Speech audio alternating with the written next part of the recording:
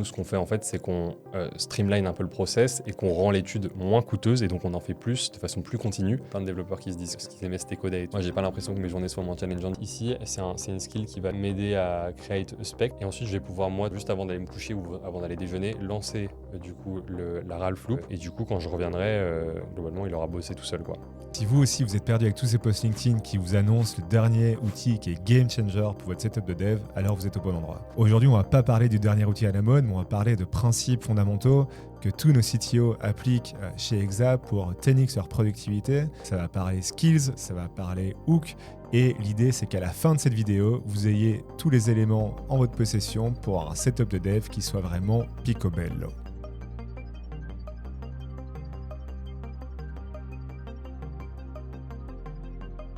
Aujourd'hui, on accueille Camille qui est CTO chez Verso, une boîte Exa qu'on vient de lancer début 2026. En 3 mois, il a construit un outil qui est déjà en production avec des clients payants. Camille, bienvenue.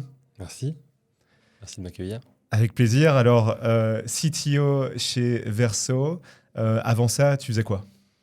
Avant ça, j'étais software engineer dans une boîte tech, plutôt dans le carbone. Aider les grosses boîtes. On construisait un logiciel pour aider les grosses boîtes à décarboner, pour faire très simple. Et voilà, ça faisait 3 ans que j'étais là-bas et ça faisait un petit bout de temps que j'avais envie de monter ma boîte. Et donc, l'opportunité s'est présentée et je l'ai saisie direct, quoi. Et donc, Verso, tu as rejoint la boîte en janvier, officiellement en tout cas. En 3 mois, vous avez déjà délivré énormément de valeur à plusieurs clients. Est-ce que tu peux un peu expliquer ce que le produit fait aujourd'hui pour vos clients ? Ouais, carrément. Donc Verso, c'est, on pourrait dire, une plateforme AI native, assez agentique, de qualitative research. Au début, je ne connaissais pas trop le terme, mais globalement, c'est dans l'industrie de l'insight. Donc, c'est aider les clients à connaître leurs clients à eux, donc les consommateurs ou les users si c'est des boîtes tech. Et en gros, on fait ça, nous, à travers l'angle qualitatif, c'est-à-dire qu'on va, pour nos clients, aller interviewer leurs cibles dans des interviews qualitatives. Donc, en règle générale, elles sont menées par des humains en one-one. Elles durent entre 15 minutes, 1 heure, voire 1 heure et demie. Nous, on fait ça complètement par IA pour ensuite récolter du coup un certain nombre d'interviews et produire pour notre client un rapport. Donc, en général, c'est des grosses agences ou des grands instituts comme Kantar, Ipsos, l'IFOP, qui trustent le secteur et c'est réservé à des très grosses boîtes, ça coûte très cher et ça prend beaucoup de temps. Nous, ce qu'on fait, c'est qu'on casse les coûts et on casse le prix et donc on rend cette opportunité-là d'aller comprendre son consommateur ou son user à bien plus d'autres acteurs. Et donc, en gros, on passe de 3 mois et de 100 000 euros de budget à 3 jours et quelques milliers d'euros, en gros, pour le même rendu. Et donc aujourd'hui, vos clients itèrent super rapidement en faisant plein d'études alors qu'avant, ils en faisaient qu'une seule. Comment ça se passe ? Exactement. En fait, avant, les grosses boîtes avaient des gros budgets d'insight, donc il y avait beaucoup d'études qui étaient faites. Ça ne change pas. Nous, ce qu'on fait, en fait, c'est qu'on streamline un peu le process et qu'on rend l'étude moins coûteuse et donc on en fait plus de façon plus continue. Et du coup, la vision à terme, c'est vraiment d'être la Consumer Intelligence Platform, une sorte d'OS un peu proactif qui va en temps réel aller écouter les clients, soit de façon proactive, donc en lançant les entretiens qualitatifs ou même quantitatifs, ou même de façon passive, c'est-à-dire écouter ce qui se fait déjà, donc du social listening, de la review sur Internet ou des tendances, en gros. Ok, et je pense qu'on a bien compris comment est-ce que l'IA révolutionne le space, mais tu pourrais nous expliquer peut-être un peu plus en détail comment est-ce que l'IA est utilisée dans votre produit. Je suppose évidemment avec la voice, ça me paraît évident. Ouais, c'est ça. En fait, il y a un peu 4 grandes étapes. D'abord, on va du coup designer un peu avec le client à quoi doit ressembler le guide d'entretien. Donc concrètement, l'entretien va être mené par une IA avec un AI moderator. Donc ça, c'est la première brique de notre produit. Mais donc cette IA-là, il faut déjà l'entraîner, mais surtout pour le use case spécifique du client, la setup en fait. Et donc ça, on appelle ça un guide d'entretien. Ce guide d'entretien-là, il est réalisé déjà par un agent avec lequel du coup le client ou nous, en fonction du type de client et de la complexité du problème, on va itérer dans une interface de chat pour aller du coup designer exactement le guide d'entretien. Ensuite, on va lancer des agents qui vont passer les entretiens en amont avec l'IA intervieweur. Donc, c'est une IA qui interviewe des IA pour que nous, on puisse aller évaluer la performance du coup de l'IA intervieweur. Quand on a validé avec le client, on lance ça en prod. Et ce que ça veut dire, c'est qu'on va aller du coup recruter des participants. Là, c'est pareil. En gros, on s'intègre avec des des entreprises dont c'est le métier d'aller du coup recruter des participants qui sont payés, hein, bien sûr. Et donc ça, c'est aussi fait à l'aide d'agents qu'on appelle les AI recruteurs. Et ensuite, sur la partie vraiment, je mène les entretiens. Là, concrètement, les participants reçoivent un lien et donc ils se connectent du coup sur ce lien-là. Et donc là, pendant ils ont une demi-heure ou une heure, une IA va les interviewer, rebondir sur ce qu'ils disent, tout en suivant finalement le guide d'entretien qu'on avait déterminé en amont avec le client.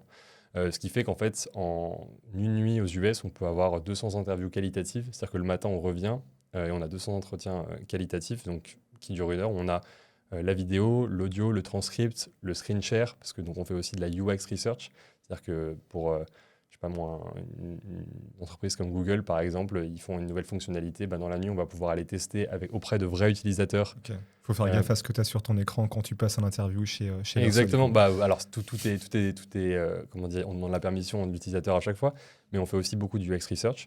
Et donc, en fait, tout ça, c'est après.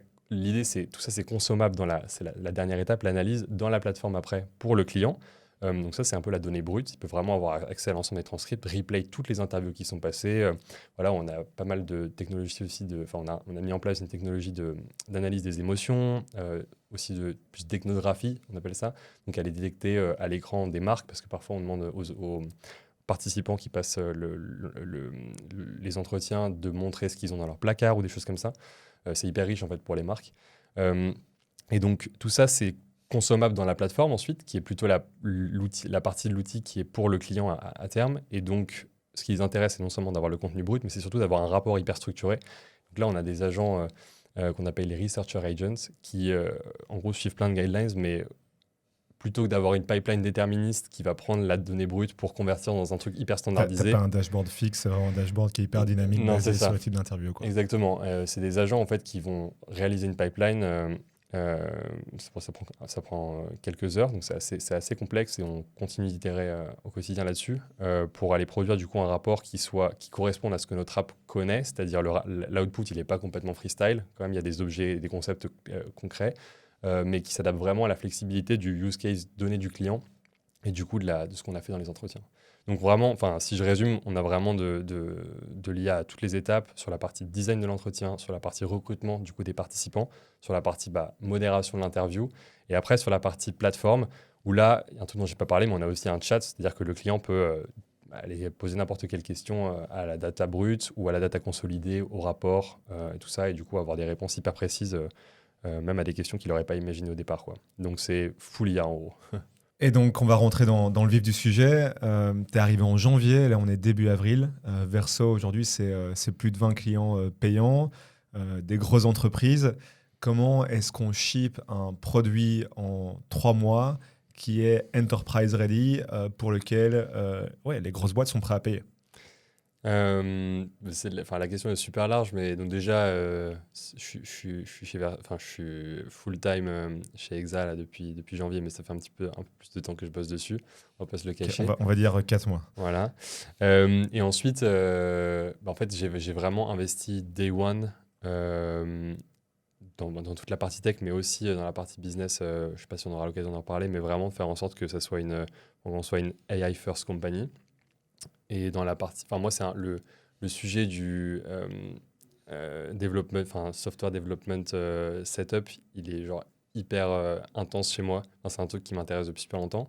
Et même dans mon ancienne boîte, j'avais vachement investi là-dedans et essayer de faire en sorte d'augmenter à fond la productivité, d'essayer de mettre en place des outils que les gens utilisent et qui en fait vraiment démultiplient le truc. Moi, j'ai eu vraiment un moment, je sais pas, peut-être il y a un an et demi, au début de Cloud Code, ou même au départ c'était plutôt Cursor, mais au début de Cloud Code après, où je me suis dit c'est hallucinant ce qui se passe et je suis un peu allé all-in là-dedans. Et même, tu vois, au départ chez Verso, il n'y avait pas une ligne de code. Dès le début, je me suis dit, OK, en termes de philosophie, je laisse l'ownership de ma codebase à mes agents. Et moi, c'est un truc que tu m'as dit, pas qui m'avait choqué, mais tu étais le premier à l'avoir exprimé de cette façon-là, de façon super claire. Ouais. Tu n'es plus le owner de ta codebase, tu as complètement accepté ce sujet. Je pense qu'aujourd'hui, il y a encore plein de gens qui ne l'ont pas accepté. Et je comprends. Alors, moi, je fais un gros disclaimer déjà dès le départ, c'est que j'ai construit ça tout seul, côté technique. C'est-à-dire que moi, j'ai une designeuse, un PM qui m'aident et bon, après, il y a le reste de l'équipe. Mais je pense que c'est assez clé, c'est que moi, je donne aucune leçon. Enfin, c'est plutôt pour, j'espère, inspirer, mais surtout pour se lancer. Je pense qu'il y a plein de problématiques qui arrivent ensuite quand tu commences à scaler l'équipe. Dans mon ancienne boîte, on était beaucoup plus nombreux et en termes d'inertie, on sentait que c'était quand même plus présent, quoi. Mais je pense quand même, enfin en tout cas, pour discuter avec d'autres potes CTO, tout ça, je pense que c'est un sujet qui est essentiel et qui, même en équipe, on peut peut-être pas aller all-in, mais en tout cas, il y a un gain énorme à investir dessus. Donc ouais, vraiment ce sujet de euh, give up l'ownership de la code base, ça veut pas dire, enfin c'est pas à n'importe quel coût.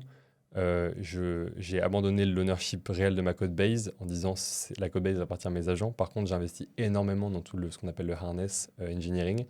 Euh, euh, pour moi, la condition sine qua non pour que ça fonctionne, c'est à la fois dans la code base avoir des fondations super claires et des contrats très bien enforced dans le code.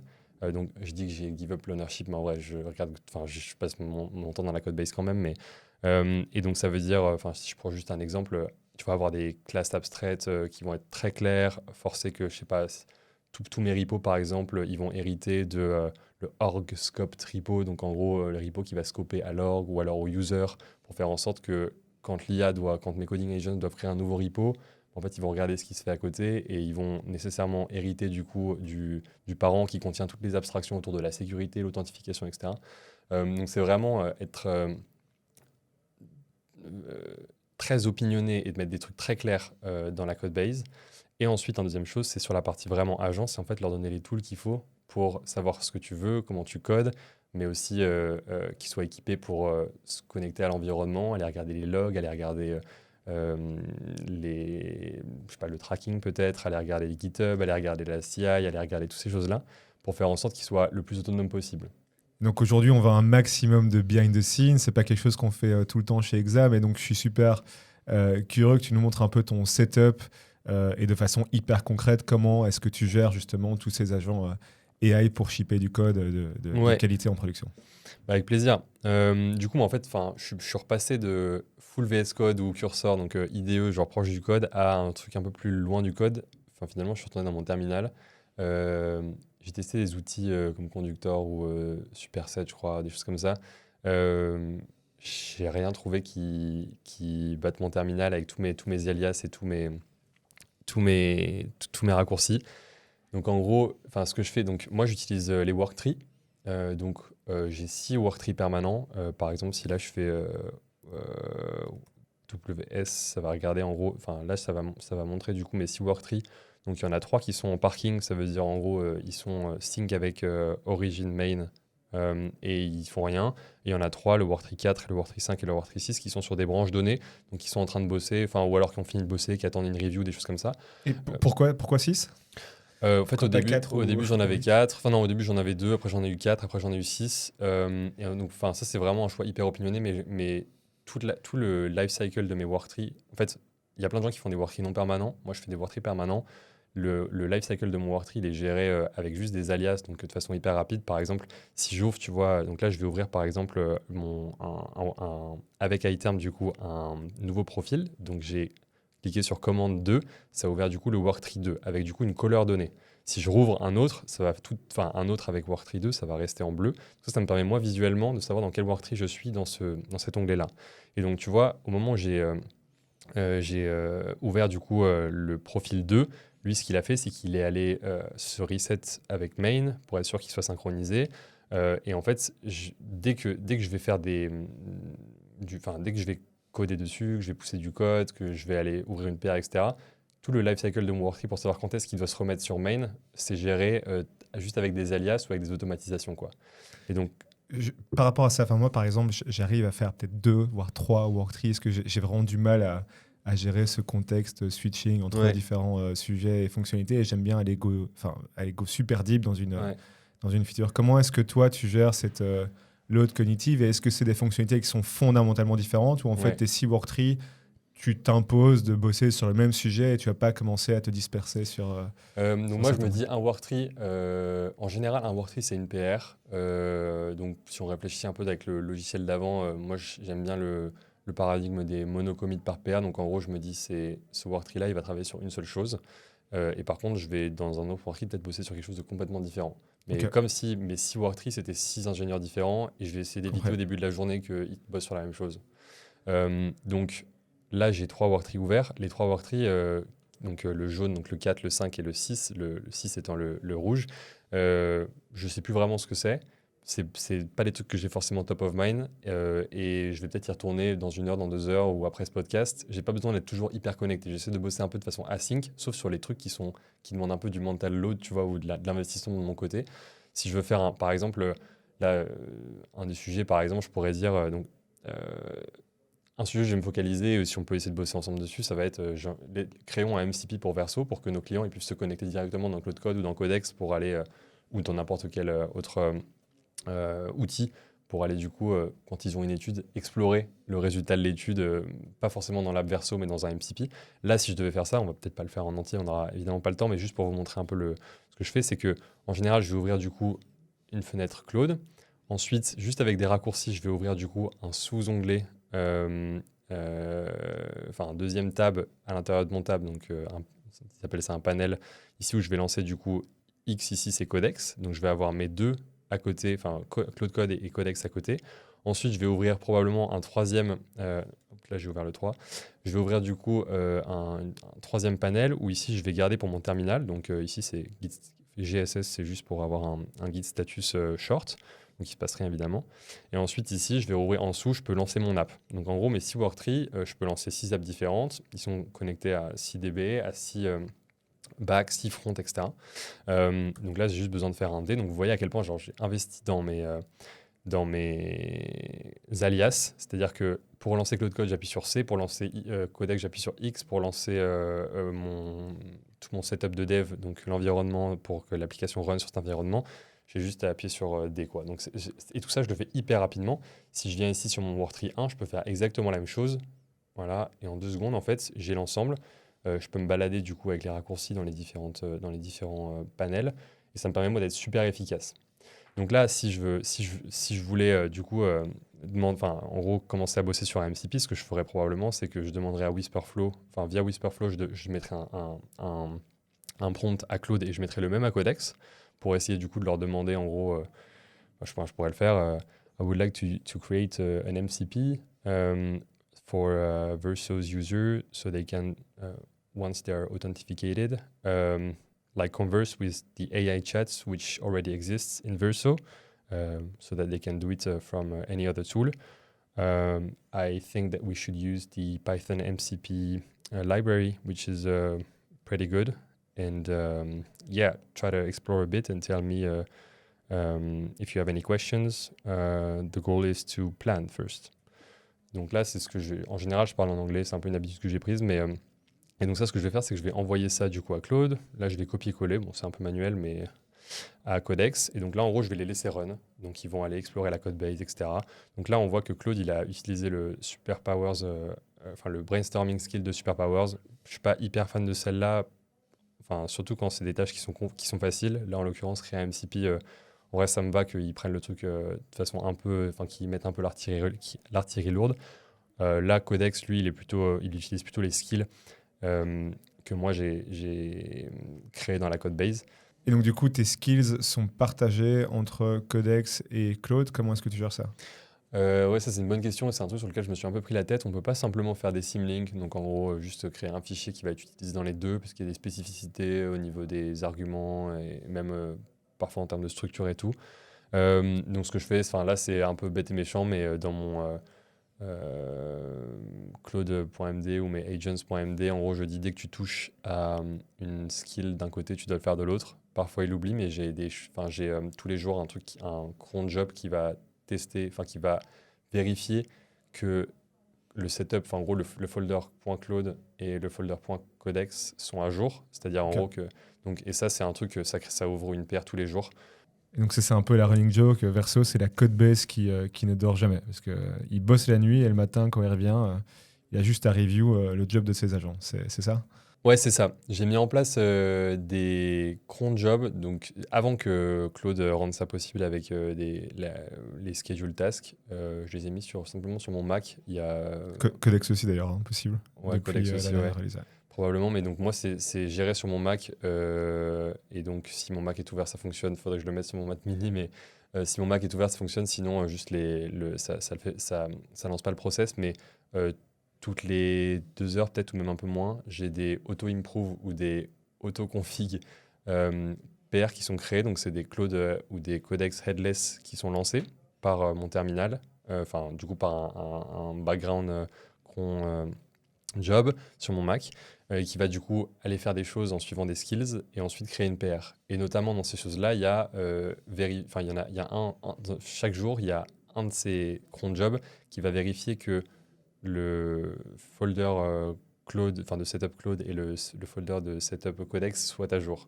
Donc il y a des différences de setup entre les skills de Codex et les skills de Claude Code. Ça, il a ça en tête parce que c'est documenté. Et juste, il va s'assurer que il n'y a pas des changements que j'ai fait d'un côté et pas de l'autre. Et si c'est le cas, il va du coup ouvrir une paire le matin et moi j'aurai juste à la review et à la prouver quoi. Euh, et en fait, ce mécanisme de cron job, c'est comme si j'avais franchement, je sais pas, 3-4 software engineers qui bossent pour moi. Ils font essentiellement du clean code pour l'instant, c'est-à-dire que je leur dis pas d'aller fixer des issues sur linéaire, mais en gros, ils vont checker soit le back-end, soit le front-end, soit de la doc, soit focusé sur la sécurité, soit sur la skill Simplify, qui est une skill built-in de Claude en l'occurrence. Mais en gros, ça va lancer cette skill-là et ça va dire après, bah, de cette analyse-là, pick up une tâche que tu peux faire, assez bien scopée, ouvre une PR et push-la sur GitHub. Et ce qui fait que moi, j'ai plus qu'à la review. Et en fait, de plus en plus, même la review, je l'automatise par un cron job qui va aller review toutes les auto-improve PR, sachant que moi, j'ai Cubic et Bugbot qui review toutes et CodeRabbit. Cubic, nouvelle boîte de YC qui est apparemment en train d'exploser Ouais, tout le monde sur les benchmarks. ouais, c'est très fort. Ouais. Et donc, ouais, Codex, enfin, Bugboats, Cubic et CodeRabbit que je trouve moins bon aujourd'hui, qui review toutes mes PR. Et en fait, pareil, avec un mécanisme de loop, moi, dès qu'il y a une PR qui est pushée, il y a un mécanisme de loop qui va aller regarder la PR 30 minutes ensuite et voir si elle n'a pas déjà été merge. C'est-à-dire Ouais. que si moi, je ne l'ai pas fait tout seul, qui va aller du coup regarder les commentaires, faire le tri, enfin, le triage, et ensuite fixer et repousser. Et ça jusqu'au moment où il n'y a plus rien et que tout le monde est d'accord. Et bah, moi, j'ai plus qu'à aller vérifier une dernière fois et merge, quoi.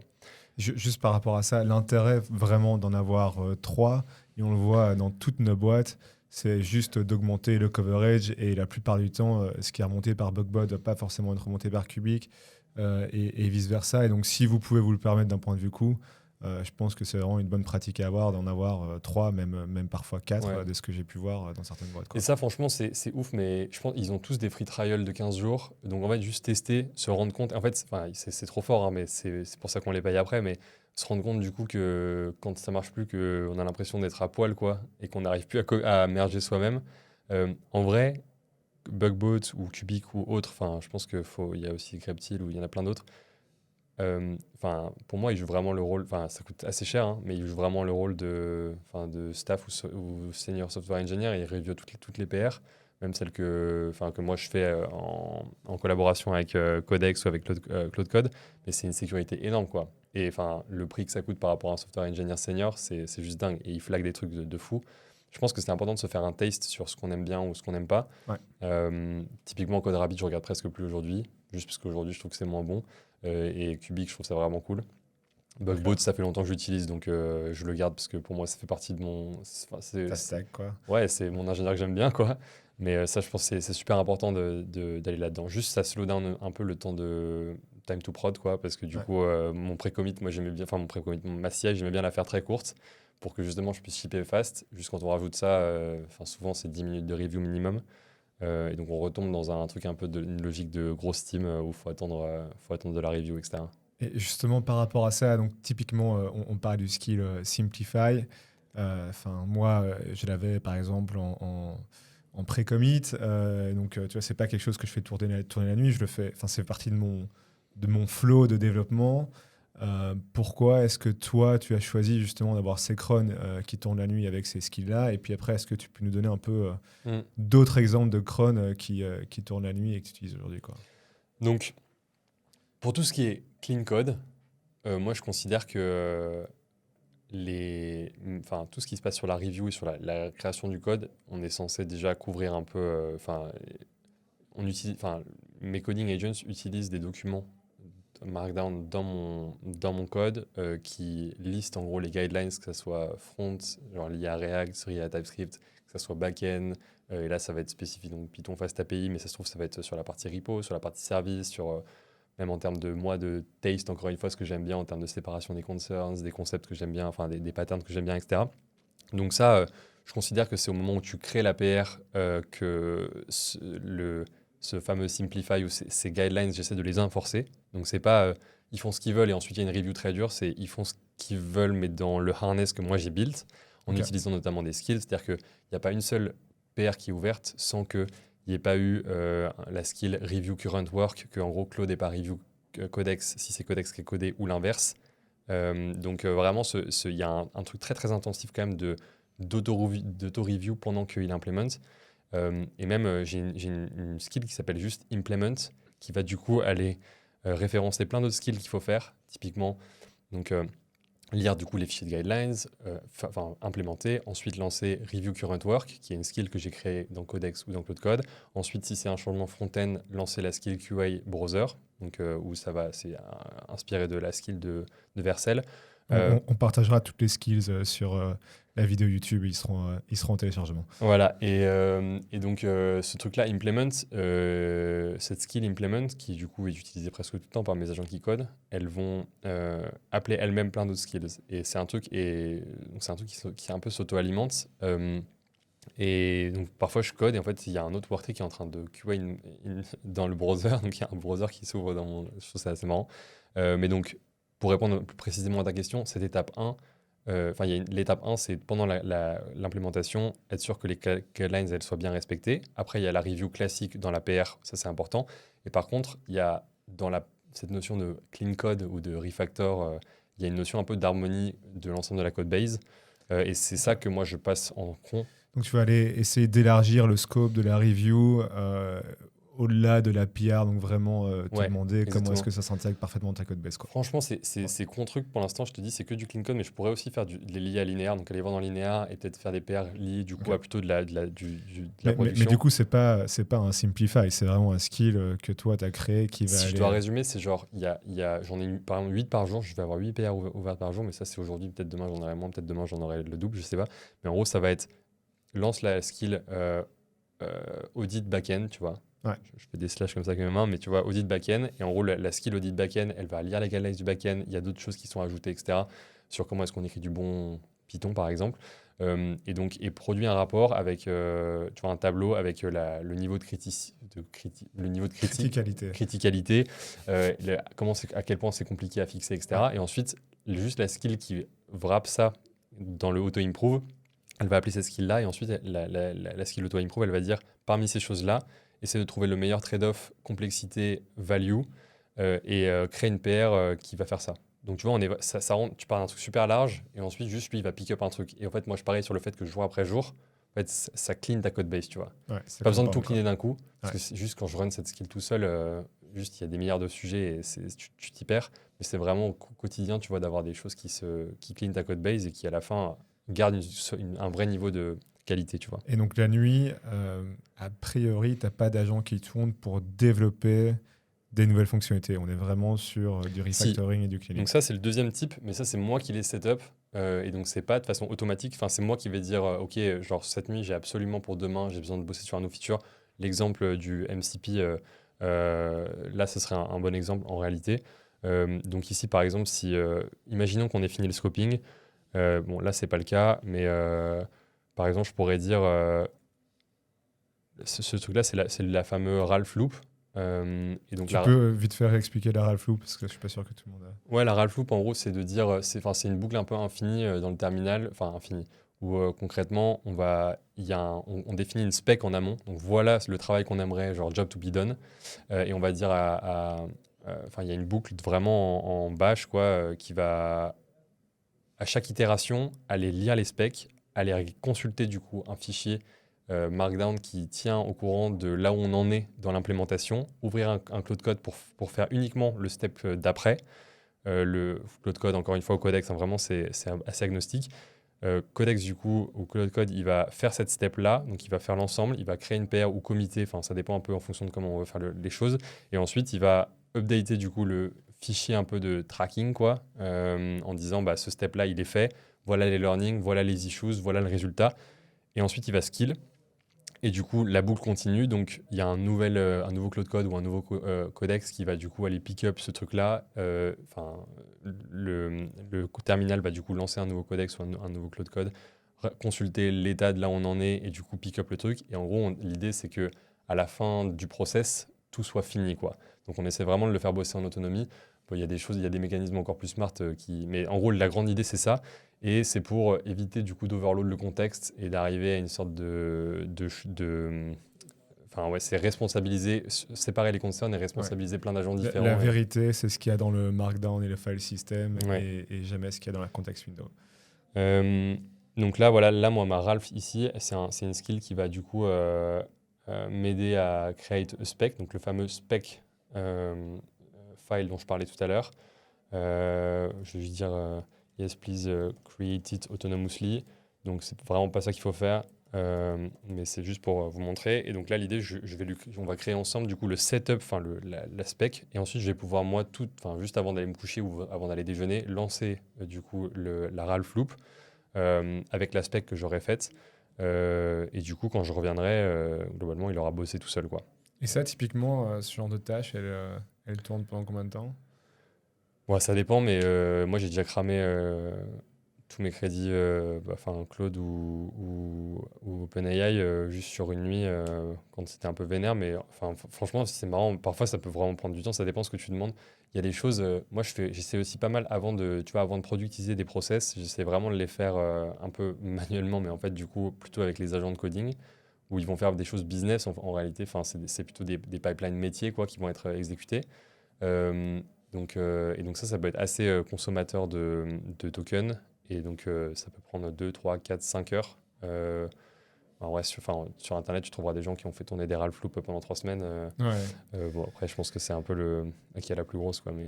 Donc, juste pour peut-être synthétiser tout ce que tu viens de nous dire, tu as tes pre-tools, post-tools, hook, tu as tes cron. Est-ce que tu peux juste en 2 phrases réexpliquer un peu le workflow, comme ça c'est clair pour tout le monde, et on partagera de nouveau tous les fichiers sur la vidéo. Ouais, donc quand j'ai envie de bosser sur un nouveau feature, disons, ce que je vais faire, c'est que je vais ouvrir du coup un nouveau profil dans mon terminal. Donc avec une couleur donnée, je vais ouvrir Claude, je vais ouvrir Codex, et ce que je vais faire, c'est que je vais bosser avec lui sur la partie scoping. Quand globalement les deux sont d'accord, je lance l'implémentation dans l'un.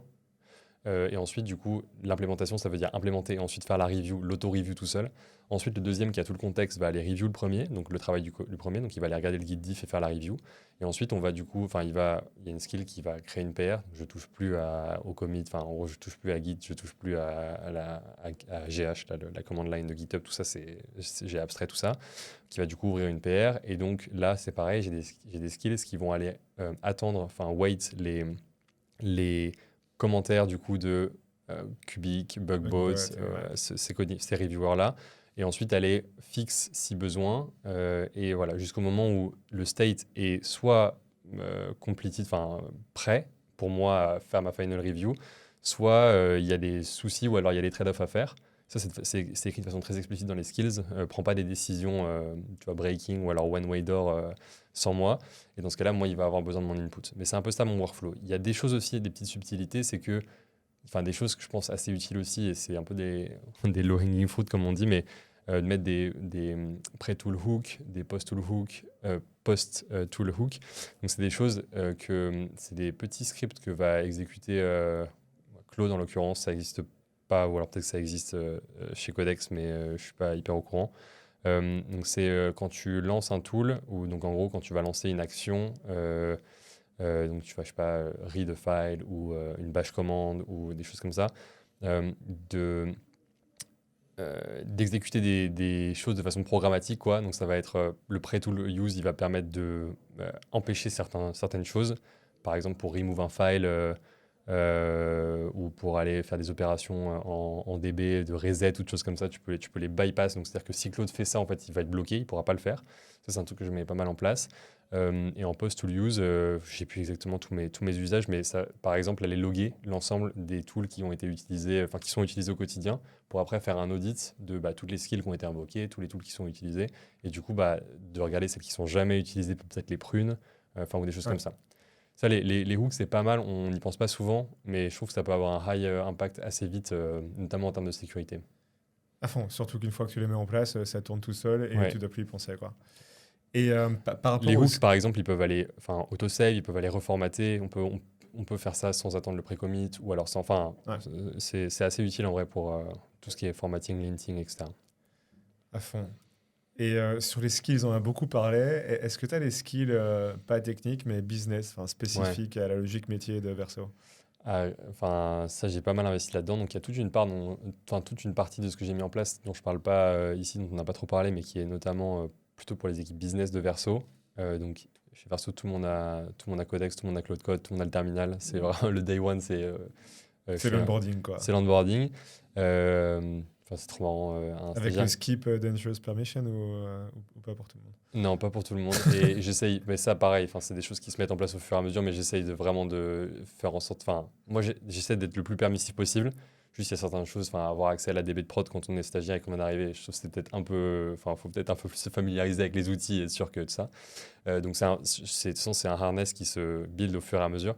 Mais ça, c'est un truc super important. Donc là, évidemment, pour eux, et même pour moi, en fait, quand je fais des choses qui ne sont pas juste créer du code ou faire du product ou de la tech, il y a les skills. T'as un exemple super concret de skill que vous utilisez tout le temps?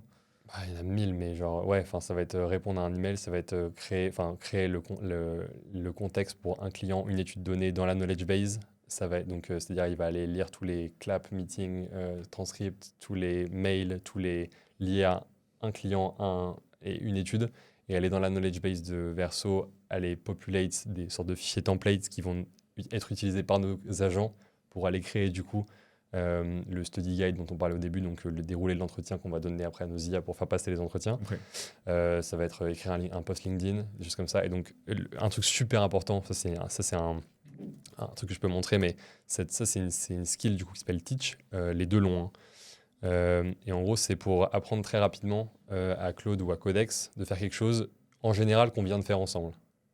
Donc là, par exemple, j'ai bossé sur...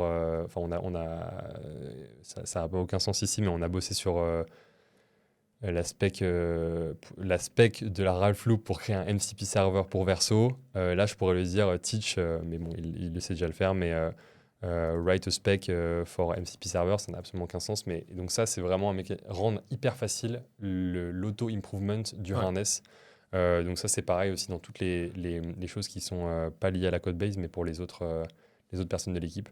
Donc oui, et même côté product, vraiment avant, c'est ce que je te disais un peu avant, mais j'essaye de faire en sorte que avant de productiser une feature, notamment quand c'est de la pipeline, genre faire de la transformation de données, etc., tout ce qui est vraiment de l'analyse, quoi, passer de la donnée brute à de la donnée un peu plus structurée, au départ, de le faire moi-même. Et donc, en gros, pour comprendre un peu, etc. Et maintenant, faire moi-même, ça veut juste dire créer des bons skills pour que mes agents sachent le faire. Le problème des agents, c'est que c'est pas très productisable. On peut le mettre après on peut faire des produits complètement agentiques, Ouais. mais c'est une autre façon de faire des produits et ça peut coûter assez cher en token. Donc, l'idée, c'est j'essaye moi de faire des skills qui vont faire des choses business et ensuite d'essayer de voir comment est-ce qu'on peut shrinker ça et le mettre ça dans des pipelines un peu moins agentique et consommatrice en token, quoi. Parce que sinon, les factures, ça part en 2 secondes, quoi. Et justement, par rapport à ce type d'arbitrage, tu vois, je pense que ton exemple de MCP Server, c'est un super bon exemple.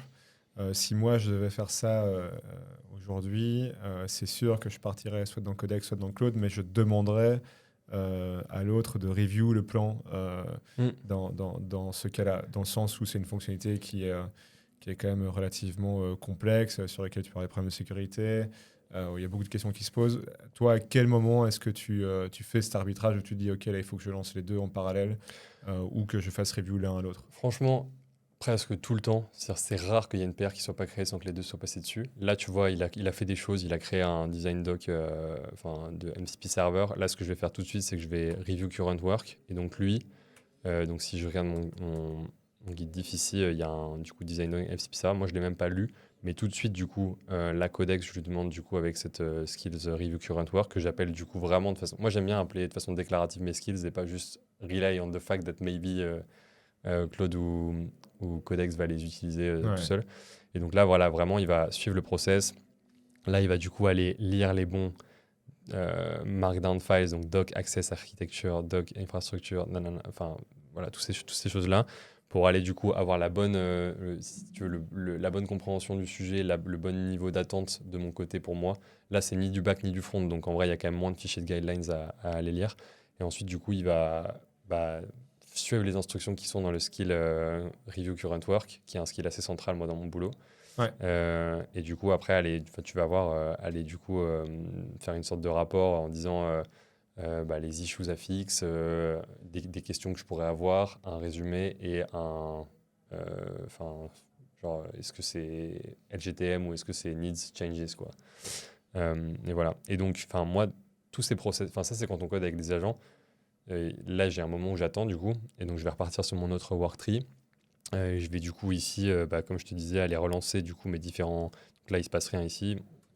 Je peux relancer une app ici, et ici, je peux dire OK, please go on Linea and summarize tickets with highest prio, par exemple.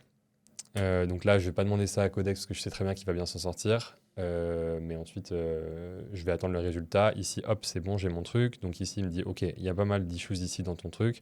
Et donc là, un truc que j'ai pas automatisé, c'est le fait qu'ils se parlent ensemble. J'avais déjà testé avec des agents, enfin des messageries email. Donc ça, c'est la review de Codex sur Pardon, je suis le repassé. MD que Claude a produit juste avant, quoi. Et donc ça, j'ai pas automatisé, mais je le fais un peu en copier-coller. Et ça me permet, moi, de regarder un peu high level ce qui Le dit. feedback, quoi. Voilà. Mais sinon, je te dis, j'avais essayé avec des emails que les agences s'envoient entre eux, mais juste overkill un peu.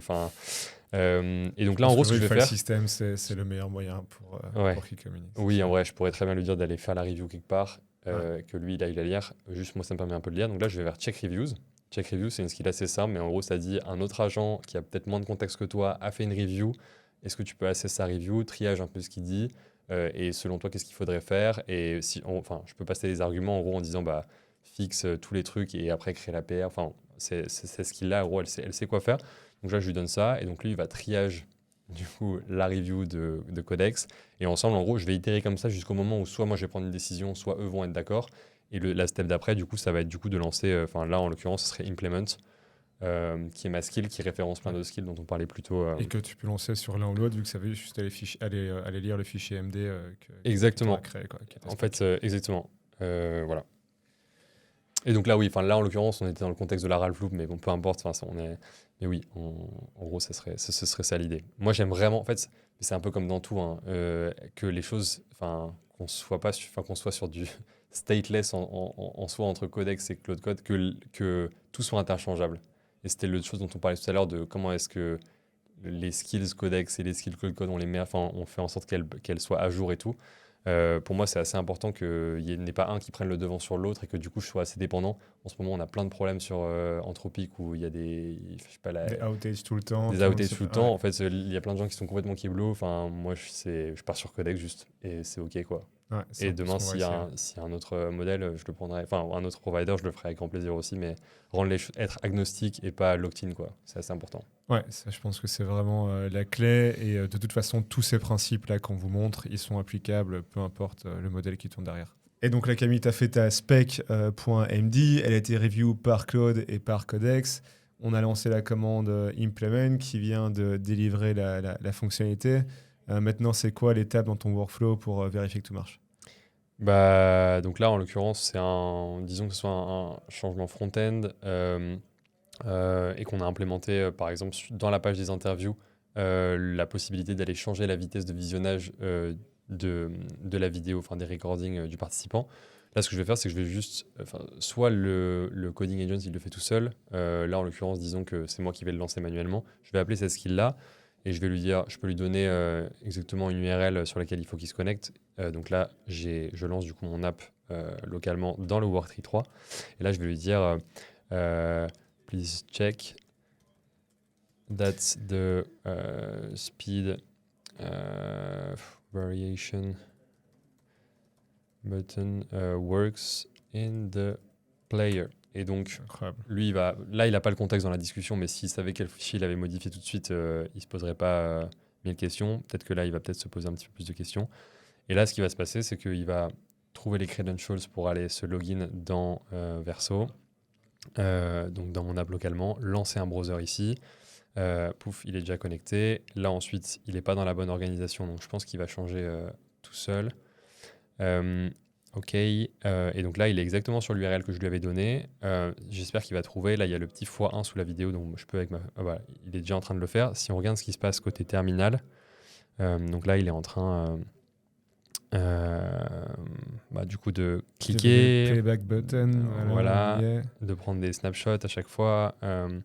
Et donc là, ça c'est Chrome DevTool du coup qui peut faire des erreurs, mais ça c'est, en Agentic c'est un peu toujours comme ça, il try et retry.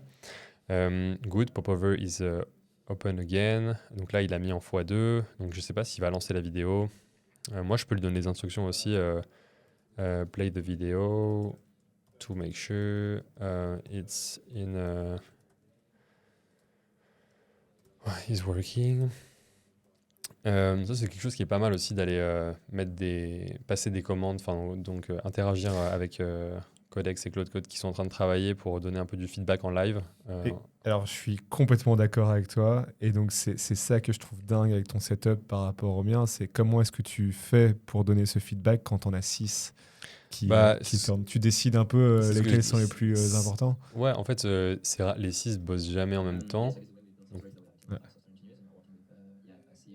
L'agent qui teste. Donc là, l'agent il est en train de tester, donc le ça a l'air de speed. marcher. Juste, je vais peut-être. J'espère qu'il va l'arrêter rapidement parce que ça. Ok, moi je le pose un peu. Bon, de toute façon, on a compris un peu l'idée, Ouais. je pense que je peux peut-être l'arrêter. Et à la fin, il va faire du coup un rapport de qu'est-ce qui a bien marché. En gros, tout ce qu'il a checké, le network, le feature, même en termes de visuel, en termes de UX, etc., en disant bah voilà ce qui est bien, voilà ce qui n'a pas marché. Là, en l'occurrence, tout fonctionne parce que c'est quelque chose qui marche bien. Mais C'est un skill custom ou c'est juste un. ouais, en fait, je sais que Vercel en a un, que Super Powers en a un. Moi, j'avais créé le mien en m'inspirant de celui de Vercel il y a un petit bout de temps. Pour l'instant, il marche bien. Peut-être ça vaudrait le coup que je remette que je regarde un peu ce qui se fait chez Vercel ou ailleurs. Moi, je pense que la grosse révolution du QA, elle viendra quand on aura vraiment des modèles qui sont capables de lire la vidéo en temps réel. Parce que souvent, c'est un peu. Là, globalement, ça prend des screenshots. Ce qui est assez chiant quand c'est des animations qu'on vient tester ou des choses comme ça. Ou alors juste des glitches. Mais pour l'instant, je trouve que ça fait quand même une grosse partie du boulot. Ça couvre 90% des problèmes Ouais. qu'on pourrait trouver, c'est sûr. Donc c'est un peu ça le process. Donc ça, je le fais pas. Je l'avais schedule un moment pour qu'il le fasse en CI, mais c'était un peu chiant pour spin up un environnement de dev, etc. Du coup, je le faisais plutôt sur mon instance de dev. J'ai arrêté. C'est un peu au même titre que maintenant, j'utilise plus que mon terminal et que je fais un peu tout en local et que pareil, ma knowledge base, c'est juste des markdown files, etc. Je suis repassé un peu à un truc local first. Je pense que quand l'équipe va scale et on sera plein d'ingénieurs, ça aura peut-être des limites. Ou peut-être que ce sera juste un Mac mini au milieu qui tourne et c'est ça notre serveur en interne, quoi. Mais donc ouais, j'ai très peu en CI cette partie agentic QA ou check ou truc, beaucoup plus du coup en local. Et ça marche bien tant que je suis tout seul. Après on verra comment on s'adaptera. Hyper clair. Et donc, du coup, après ton QA, quand tu as ton report qui est généré, on repart sur un plan, puis un implement, et puis on repasse par le QA, ou c'est quoi le cycle ici? Ouais, en fait, donc je te dis, là si on prend mon écran, j'ai vraiment 6 worktrees ouverts. Chacun fait tout le monde ils sont tous en idle mode, hein, ouais. Là, il n'y en a plus qui bossent, et c'est souvent comme ça. Donc en général, ce que je vais faire, c'est que quand il y en a 6 ouverts, c'est que j'ai trop multitaské et je vais essayer d'en supprimer certains, de les réinitialiser. Par exemple, ici, on n'a qu'à dire que celui-là, je l'ai arrêté. Ici, je vais juste clear par exemple. Ici, je vais clear aussi. Ici, du coup, ça va resync du coup le worktree 1 avec ce qui se passe at head of origin main. Et peut-être que j'ai envie de relancer mon app ici je vais repartir sur autre chose, quoi. Et donc, soit j'ai une idée, soit je sais exactement ce que je dois faire aujourd'hui. Ouais. Mais c'est toujours une ou deux tâches qui demandent beaucoup de workload seulement. Et souvent, après, c'est juste des petits brain dumps. Le fait d'en avoir 6, et tous mes Tu peux raccourcis, lancer. je peux en lancer un hyper rapidement. Mais parfois, c'est des trucs bêtes, hein. Je me balade dans l'app et il y a un truc que j'aime pas et c'est juste, OK, please fix this. Pouf, et de toute façon, un peu autonome, il crée une PR. Et en fait, il y a peut-être un truc qui va aller pick up la PR, la review et même peut-être la merge de façon un peu automatique. Et le life cycle du Wordtree, il est hyper court, quoi. Tu vois, enfin, c'est juste, il s'est passé quelque chose d'assez succinct à un moment. Et donc voilà. C'est un peu ça l'idée. Super. Avant de clôturer, est-ce que tu as d'autres feedbacks pour tous nos solo devs là, qui nous regardent et qui se demandent comment est-ce qu'ils peuvent 10x leur productivité? Bah, pour reboucler un peu sur ce que je disais au début, vraiment être très clair sur ce qu'on veut en termes de guidelines et de patterns dans le code, et enforce ça au départ, genre être très très très rigoureux sur les premières fondations qu'on pose, parce que c'est là-dessus que l'agent va build, enfin que les agents vont build. Deuxième truc, c'est d'investir beaucoup Ça, dans le... ça, je pense que peu de gens le comprennent, mais si effectivement les fondations sont mauvaises, ces fondations sont le contexte que l'agent va utiliser pour construire derrière, et par définition, ça compound, mais dans la mauvaise direction. Alors que toi, avec tous Ouais. tes hooks et toutes tes best practices, ça compound, mais dans la bonne direction, quoi.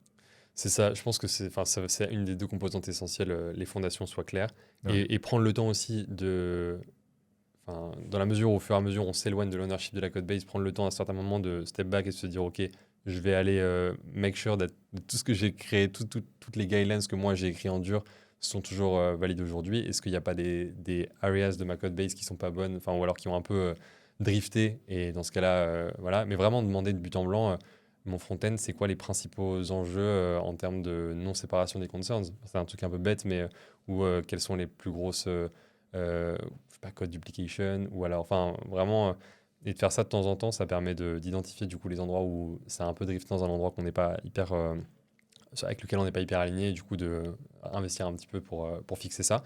Et ensuite, du coup, vraiment investir dans le harness, donc engineerer à fond, à fond, à fond tout ce qui se passe autour de la code base, les skills, on appelait ça les commandes avant, mais enfin, il y avait un peu les deux. Maintenant, c'est un seul et même concept et c'est plus simple comme ça. Mais les skills, les hooks, du coup, les agents aussi, moi, j'en utilise pas beaucoup en soi des agents. Je trouve que les skills, ça fait un peu. Je trouve que la limite est un peu ténue entre les deux. Quoi d'autre? Du coup, ouais, ce conseil-là d'essayer de construire quelque chose qui soit agnostique d'un provider ou d'un autre, Codex et Cloud Code. Enfin, en plus, je trouve que en fonction des différents modèles, des différentes sorties, il y en a qui viennent meilleurs que l'autre et ça change tout Ouais. le temps. Moi, en ce moment, j'adore Codex 4.5. Euh, 5.4. 5.4, pardon. On Ah est ouais. déjà à 5.4. Oui, et 4.5. je trouve Opus 4.6 très bon encore, mais presque un petit peu moins bon que le dernier GPT. Donc vraiment avoir un setup où on n'est pas du coup après locked-in. Ouais. Et pareil sur la partie reviewer, sur les PR, ça vraiment, je trouve que c'est un truc que les gens sous-estiment, mais enfin, payer 300 balles par mois pour avoir des bonnes reviews, juste c'est rien, quoi. Et encore 300 balles, il faut vraiment en avoir beaucoup. Donc ça, c'est un truc que je dirais, sur lequel je transigerai pas.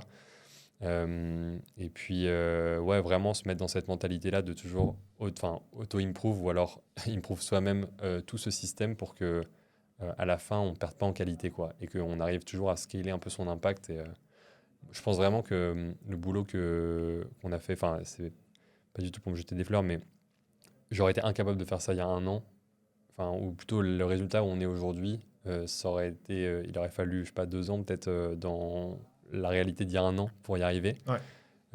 Moi, je trouverais vraiment c'est game changer et ça me fait pas. Enfin, il y a plein de gens qui trouvent ça horrible, plein de développeurs qui se disent que ce qu'ils aimaient c'était coder et tout, qui codaient et tout. Moi, j'ai pas l'impression que mes journées soient moins challengeantes, bien au contraire. J'ai l'impression vraiment de mettre tout mon jus de cerveau sur les problèmes un peu Ah, mais on essentiels. est épuisé. Et Ouais. pour reprendre un peu, je crois que c'est Andrew du AI Fund qui dit ça. Enfin, le vibe coding, c'est vraiment le pire nom pour cette pratique, dans le sens où c'est pas du tout go with the flow, go with the vibe. Enfin, c'est vraiment un boulot d'ingénieur, comme tu l'as montré, où il faut un workflow qui soit super défini, Mm. des fondations super claires. C'est pas du tout Ouais, c'est aller clair. avec la vibe, quoi. Et en fait, déjà, il faut un context switching qui est, c'est des qualités qu'on n'avait pas forcément besoin autant avant. Et en plus de ça, en une journée, en fait, on va passer tellement de décisions par rapport à ce qui était avant, où on Ouais. passait quand même beaucoup de temps à écrire du code, qu'à la fin, même, parfois, on lose track un peu d'où on en était, sur quel sujet était le sujet. Donc, je pense que ça démultiplie l'impact, du coup, ça démultiplie le nombre de décisions à prendre et ça démultiplie le contexte aussi pour nous. Ouais. Donc, c'est pour ça que je trouve que d'investir dans un système qui n'a pas forcément tout le temps besoin de nous pour prendre des décisions, agir, améliorer, c'est un truc qui soulage vachement, quoi. Moi, c'est cron job là, qui tourne tous les jours et qui crée des PR comme le ferait un stagiaire, mais en vrai, un staff software engineer, c'est un truc qui m'a fait changer vachement. Et ça me permet aussi de merger plus rapidement certains trucs parce que je sais qu'ils vont être pick-up le lendemain. Donc, vraiment, à mon avis, c'est possible de faire un x100 en productivité de dev. Juste, ça demande beaucoup de rigueur et beaucoup d'investissement dans tout ce qu'il y a autour. Super. Merci beaucoup Camille. Et donc pour clôturer ce podcast, je pense que de nouveau le message c'est que les principes sont plus importants que les outils. Des outils, il y en aura des nouveaux toutes les semaines. Ne paniquez pas, ne jumpez pas sur la nouvelle vague. À chaque fois que vous voyez un post LinkedIn, prenez du temps pour investir dans votre setup. Prenez du temps pour développer vos logiques métiers et vos logiques techniques, dans le sens où je pense que ce qui est important, c'est le workflow. Après, la façon dont vous l'exécutez, vous pouvez le changer au fur et à mesure, mais je pense que ce qui est important, de nouveau, ce sont les best practices et ce que Camille nous a montré. Ouais. Le mot de la fin ? Bah ouais, je pense que, moi je dirais, c'est tellement fun quoi quand on s'y met et ça fait x10 ou x100 en productivité, mais en vrai en fun aussi quoi. J'avoue, on va renommer notre livre 10x en 100x. C'est parti. Non mais faut y aller, à mon avis, il faut y aller les deux pieds joints et go with the flow et enfin l'impact est énorme à la fois sur le moral, l'énergie et sur, à mon avis, le produit après. Merci beaucoup Camille. Bah, avec plaisir. Salut.